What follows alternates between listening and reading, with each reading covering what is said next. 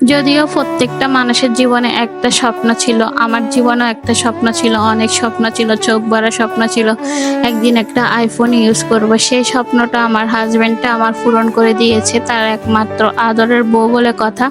যদিও সারাদিন সে অনেক পরিশ্রম করে বিজনেসের কাজে, এদিক সেদিকে অনেক ব্যস্ত থাকে, তারপরেও চেষ্টা করেছে যাতে বউয়ের স্বপ্নটা পূরণ করতে পারে। তো আজকে অনেক দিন ধরে আমি আমার হাজবেন্ডকে বলতেছি যে আমার একটা আইফোন চাই, যেহেতু আমি ভিডিও মেক করি, তাহলে আমি বলছি যে কি ভিডিও যদি আইফোন দিয়ে করি অনেক সুন্দর আসবে। তাকে অনেক বলার পরে সে আমাকে একটা আইফোন নিয়ে দিয়েছিল।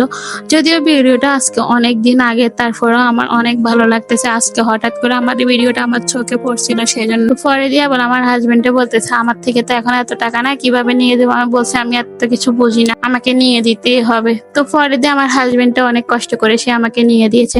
আসলে অতটা কষ্ট না, মানুষের শখের তোলা 80 টাকা, এটা হচ্ছে কথা। আমার হাজবেন্ড আমাকে বলতেছে তুমি এতটা শখ করছো, আমি তোমাকে একটা আইফোন নিয়ে দেবো না, এটা কখনো হয় নাকি। তো পরে এসবগুলো বলার পরে সে আমাকে আইফোন নিয়ে দিয়েছে। বউকে আইফোন নিয়ে দেওয়ার জন্য হয়তো সে লাখ টাকা খরচ করে ফেলছে। যদিও এটা রমজান মাসের ভিডিও ছিল, কারণ আমার হাজবেন্ডের স্বপ্ন ছিল সে আমাকে একটা আইফোন নিয়ে দিবে।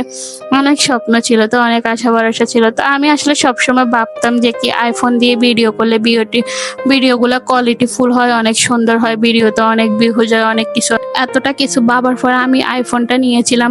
আসলে আমার মনে হয় এই আইফোনটার টাকা তো আমি মনে হয় আরো 20 বছরও তুলতে পারবো না, যে হিসেবে আমার আইডিতে আমার ফ্রেন্ড ফলোয়াররা আমাকে সাপোর্ট করতেছে।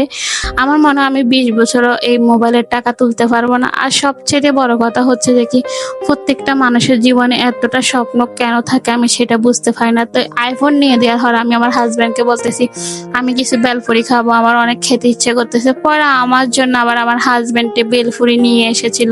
বলতেছে তোমার আইফোনের খুশিতে মানুষের মিষ্টি খাইতে ইচ্ছে করে আর তোমার বেলপুরি খাইতে ইচ্ছে করতেছে। আমি বললাম আমি কি করবো, আমার বেলপুরি খাইতে ইচ্ছে করে। পরে আমার জন্য সে বেলপুরি নিয়ে এসেছিল। তো আমি খাই, অনেকটাই খাই, কিন্তু সে আমার জন্য অনেক অল্প করে নিয়ে এসেছিল, তাতে আমার কোনো দুঃখ নাই, কারণ সে বলতেছে তুমি এতগুলো খেতে পারবা না, সেই জন্য।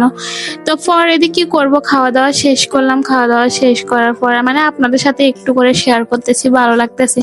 অনেক দিনের জমা ভিডিও পড়েছিল, তো তাই একটু করে মন চাইছিল এডিট করে আপনাদের মাঝে দিই, এটার জন্য বড় কথা হচ্ছে এটাই।